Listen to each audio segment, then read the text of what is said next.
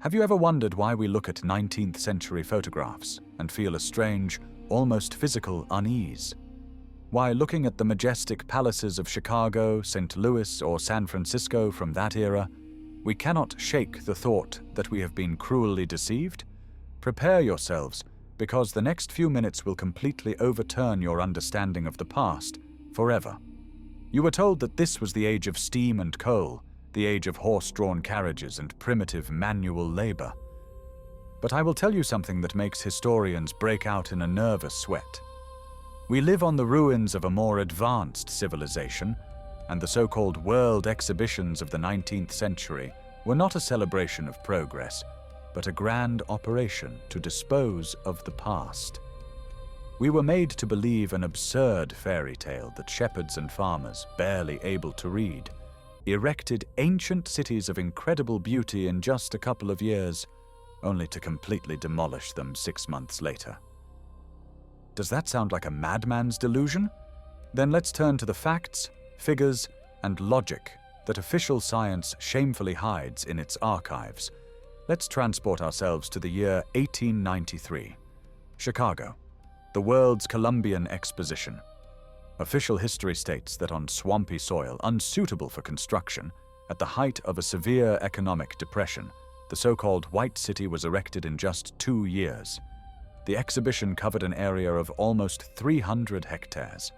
More than 200 magnificent buildings were constructed in the neoclassical style, with domes, colonnades, statues, and a complex hydraulic system of canals, reminiscent of Venice.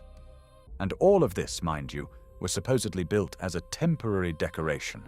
We are told that these monumental structures, capable of accommodating tens of thousands of people, were made of wood, jute, and plaster. Historians even invented a name for this material: staff. Supposedly, it's just a mixture of plaster with fiber. But allow me to ask you a question that shatters this theory to dust. Have you ever tried to build a dome 80 meters high from plaster and sticks to withstand the wind loads of Lake Michigan? The administration building at the Chicago exhibition exceeded the Capitol in Washington in height. Its gilded dome was visible for tens of kilometers. Do you really believe that such a behemoth could be assembled from temporary materials without the use of heavy construction equipment, which, according to the official version, simply did not exist at that time? The architects and engineers I consulted unanimously assert that calculating the loads for such structures requires extremely complex mathematical computations, and their assembly requires cranes capable of lifting hundreds of tons. In the construction photographs that are presented to us as evidence, we see a strange picture. Scaffolding that looks more like restoration scaffolding than construction scaffolding. We see people in three-piece suits and bowler hats posing against already finished but slightly worn walls. Where are the thousands of workers? Where are the mountains of construction debris? Where is the logistics for delivering millions of tons of materials? Imagine the logistics. To build such a city in 2 years, hundreds of freight trains laden with marble, steel, glass, and wood should have been arriving in Chicago daily. But the railway archives of that time are silent about such traffic. Furthermore, the population of the United States of America at the end of the 19th century was significantly smaller, and there simply could not have been such a quantity of qualified masons and engineers of that caliber. We are told that immigrants built this. Seriously. Starving, uneducated people, fresh off the boats, created architectural masterpieces surpassing the Roman Pantheon in complexity? This is mathematically and technically impossible. But the most terrifying thing is not even how it was built. The most terrifying thing is what happened next. Immediately after the exhibitions closed, these incredible cities were destroyed. They were blown up, burned down, torn apart. Why? The official version sounds like a mockery. Allegedly, the buildings were temporary and began to crumble, or a fire suddenly broke out. In Chicago, in San Francisco, in St. Louis, the scenario was always the same: a fire destroying the evidence. But if it was plaster and tow, Why do we see twisted steel rebar, massive brickwork, and granite blocks in photographs of the ruins? Plaster does not leave behind steel skeletons. Plaster crumbles into dust. Yet here we see dynamite unable to cope with the load-bearing structures. This was not the disposal of decorations. This was the deliberate demolition of permanent structures that had stood there, perhaps for hundreds of years, before the arrival of the so-called settlers. Look at the horticulture building in Chicago. A huge glass dome, extremely complex engineering. We are told that it was built to display flowers and then demolished. Who in their right mind would spend colossal resources, equivalent to billions of modern dollars, on a 6-month amusement during a financial crisis? This is economic suicide. The only logical explanation that comes to mind is, they didn't build these cities. They unearthed them. They restored them. They took inventory of what they inherited from a previous civilization. And then, choosing what could be used, such as museums or capitals, destroyed everything else to erase the memory of those who lived here before us. Look at the detailing. Statues, fountains, bas-reliefs. The quality of craftsmanship is such that modern CNC machines can barely replicate it. And we are asked to believe that nameless artisans hand-sculpted this from plaster. And they did it with such speed, as if they had a 3D printer. No, this is a lie. This is a blatant, cynical lie, designed to conceal the fact of a global catastrophe and the redivision of the world. The World Exhibitions were not a demonstration of capitalism's achievements. They were exhibitions of trophies. It was a parade of victors over the bones of a vanquished civilization, whose name was erased from history textbooks. And this is just the tip of the iceberg. If you think architecture is the only discrepancy, wait until we touch upon the topic of electricity and where the light at these exhibitions came from when the rest of the world was using rushlights. Let's talk about light, about that dazzling, incredible electric light that flooded the world exhibitions, turning night into day.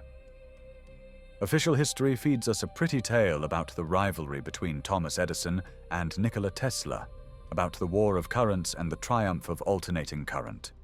We are told that the Chicago Exposition of 1893 marked the debut of large-scale electric lighting. But look at photographs of Chicago or Paris at night from those years. This is not the dim, flickering light of early, imperfect, incandescent lamps. This is powerful, even space-filling illumination, comparable to modern laser shows or the neon lights of metropolises. We are talking about hundreds of thousands of light bulbs operating synchronously. And here, mathematics once again brings the official version to a dead end. To power such a behemoth as the White City, a capacity comparable to the consumption of an entire industrial region of that era, was required. Where were the power stations located? We are shown the electricity pavilion and giant dynamo machines inside. But electrical engineers examining these old photographs notice strange things. These machines are not connected to coal furnaces or steam boilers on the scale necessary to generate such megawatts of energy. There are no giant smokestacks spewing black smoke, no mountains of coal, no complex cooling infrastructure. These units look less like generators and more like receivers or transformers of energy, which was sourced from somewhere else. From where? Pay attention to the spires, domes, and obelisks that stud all the exhibition pavilions. These are not just decor, these are technical devices. There is a hypothesis, fiercely denied by academics, that these cities were built to utilize atmospheric electricity, a technology that was available to a past civilization and which we today contemptuously call pseudoscience. Look at the design of the so-called Eiffel Tower, which was the highlight of the Paris exhibition of 1889. It is a giant antenna. A metallic structure, perfectly conductive, reaching into the sky. And now imagine that all these temporary palaces of plaster and sticks were actually part of a single energy network, a wireless energy transmission system, which Tesla later only tried to recreate. But as we know, his funding was quickly cut off. They did not invent electricity at these exhibitions. They were demonstrating the remnants of working ancient technologies before dismantling them and transitioning the world to paid, controlled energy sources, oil and coal. Let's move on. Technological inconsistencies simply scream out if you look at the details. The World Exhibition in Paris, 1900.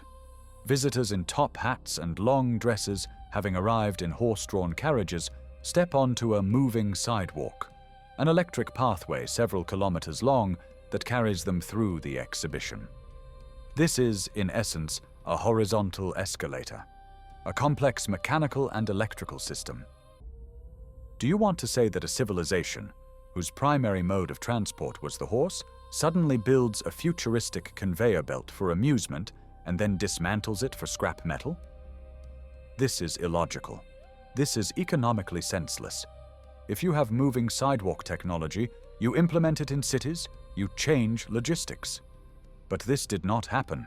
The technology was shown, amazed the savages, and then hidden away.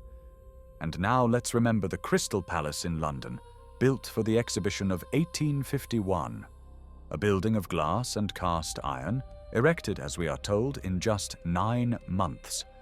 The area of glazing amounted to over 80,000 square meters. In the mid-19th century, the production of sheet glass of such size and quality was an incredibly expensive and laborious process. The sheets were blown by hand. Yet here we see perfectly flat, enormous panels. The logistics of delivering this glass by horse-drawn carriages without breakage or loss, that's a separate, fantastical story. But the most interesting thing is the fate of the palace. After the exhibition, it was dismantled and relocated. And then, in 1936, it burned down. It burned to the ground. A building of iron and glass burned so intensely that its metal structures melted. The burning temperature must have been extreme, like in an open hearth furnace. An ordinary fire does not melt cast iron beams into a liquid mess. This resembles a controlled demolition using high-temperature thermite mixtures.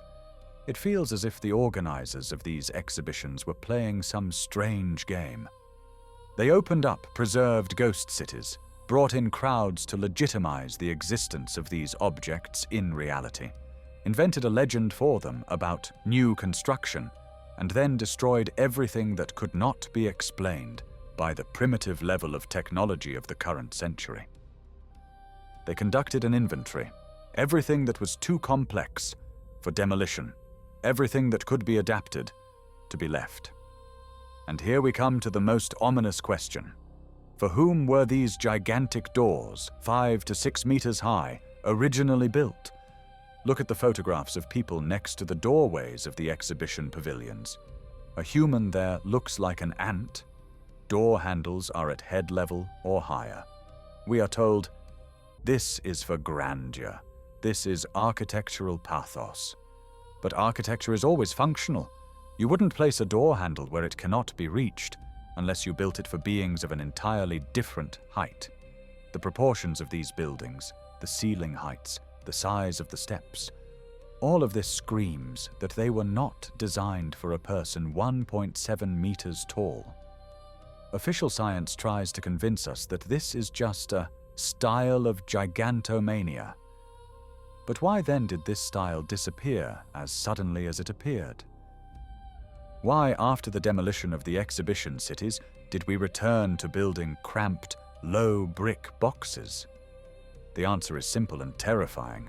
The new masters of the world could not maintain and operate the infrastructure of giants. They needed to reduce the world to their size. They needed to rewrite the standards. But to pull off such a scheme, merely demolishing buildings is not enough. You need to control the witnesses. And here we encounter the demographic enigma of the 19th century. Where did the crowds of people at these exhibitions come from, if population statistics indicate completely different numbers? Who are these people in the photographs, wandering among majestic ruins with blank expressions as if they don't even understand where they are?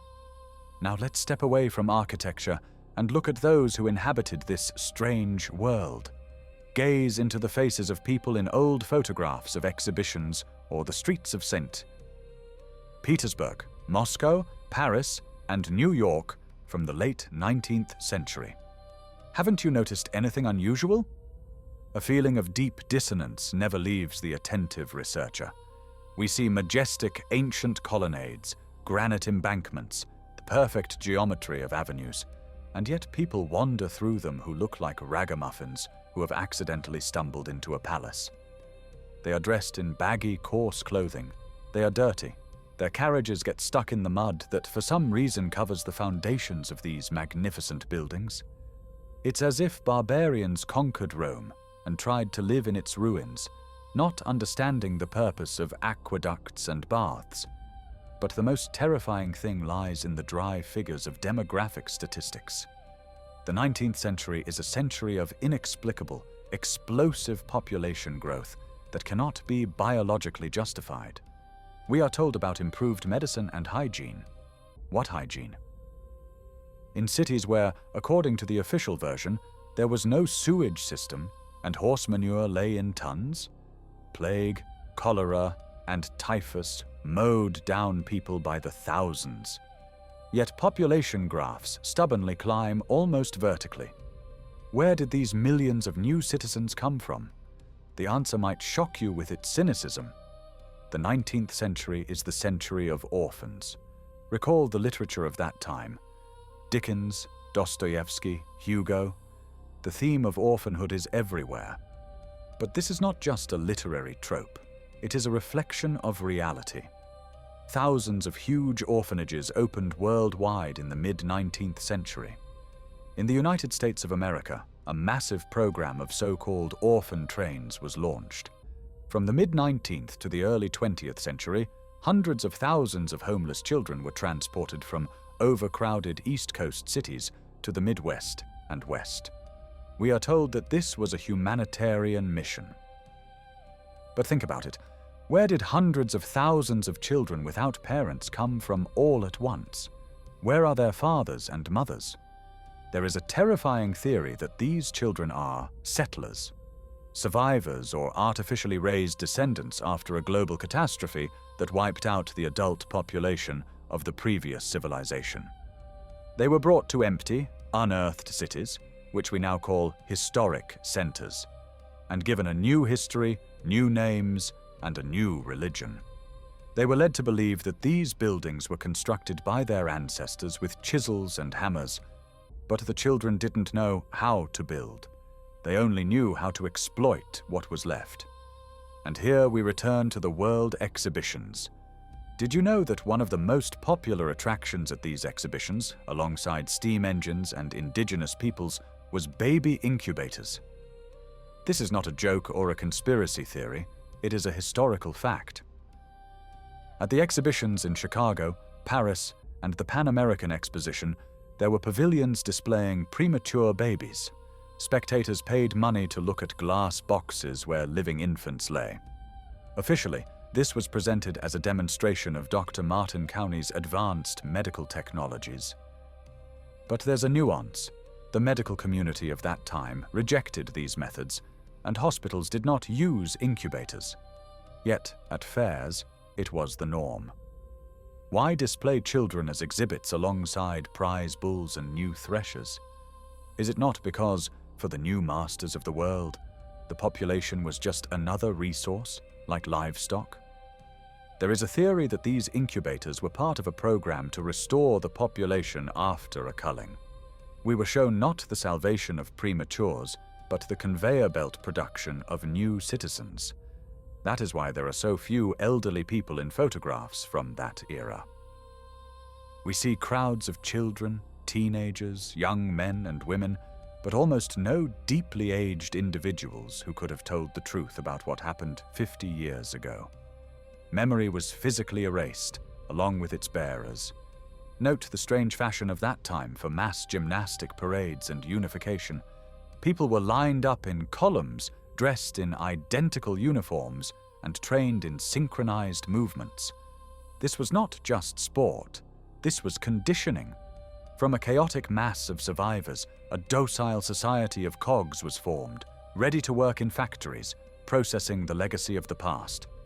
The Prussian model school system, which was implemented everywhere at precisely this time, had one goal: not to educate, but to instruct, to forbid questioning, to force memorization of invented dates and names of kings who perhaps never existed. Let's return to the exhibition buildings. Why are they so enormous? Imagine a child placed in a giant's house. He will feel insignificant, overwhelmed by the grandeur of the space. This is precisely the psychological effect that was desired. The new people were supposed to feel awe before the state and progress, even though the state simply appropriated someone else's palaces. Look at old engravings and photos of the interiors of exhibition pavilions, vast empty spaces where some lonely stands with soap, fabrics, or primitive machines are placed. The volume of the building and its contents do not match. It's like displaying a collection of matchboxes in the hall of a Gothic cathedral. It is obvious that these buildings had a different, functional purpose in the past, which the new inhabitants could not understand or utilize. Perhaps they were transport hubs for airships. Recall the enormous arched spans, greenhouses for growing food on an industrial scale, or sound therapy workshops. But the settlers dragged in their sacks of grain and steam boilers, calling it an exhibition of achievements. We see traces of total falsification, not only in architecture, but also in the very fabric of society. We have been convinced that we are descendants of apes who slowly evolved from a digging stick to an iPhone. But the facts suggest the opposite. We are descendants of a civilization that experienced degradation.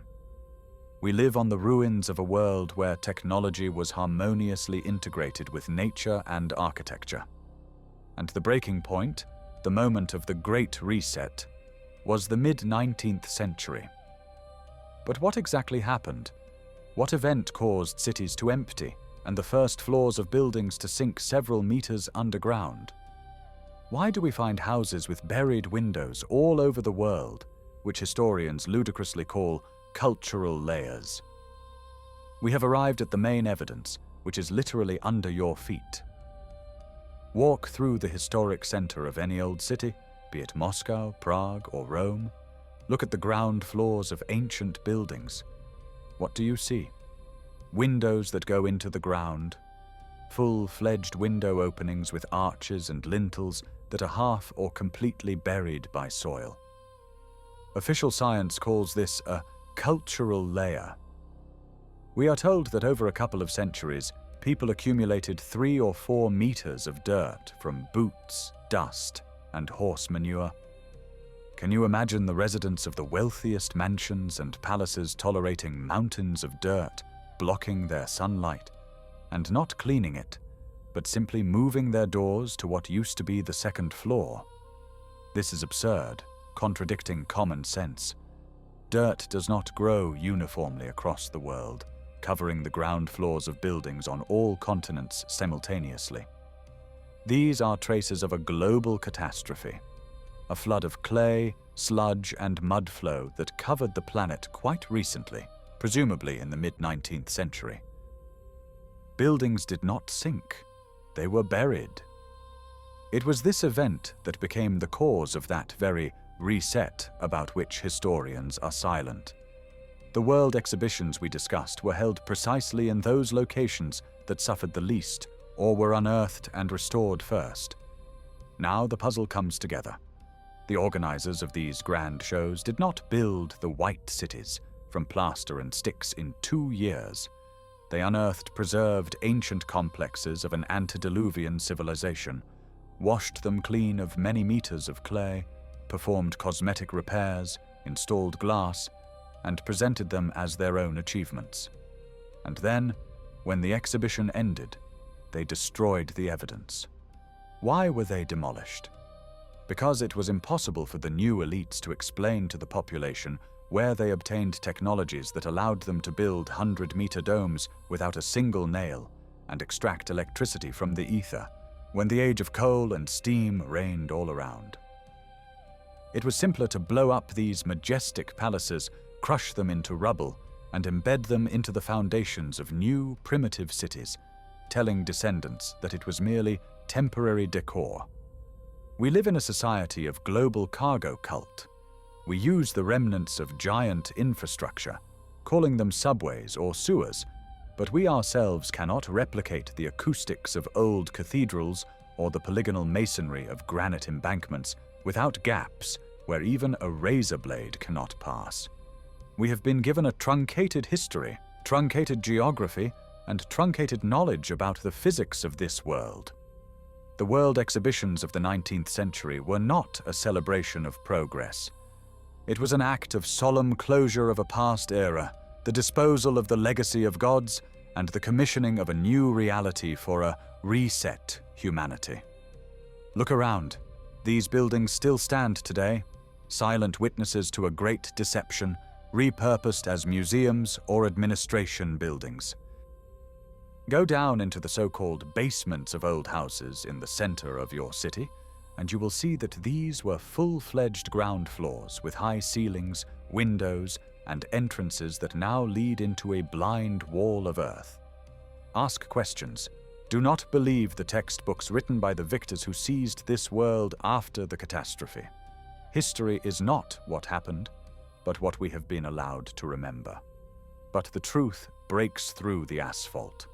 The Great Reset has already happened, but our awakening is beginning right now. Are you ready to find out what is truly hidden behind the brickwork of your home? This investigation is only just beginning. Think, compare the facts, and don't let yourselves be deceived.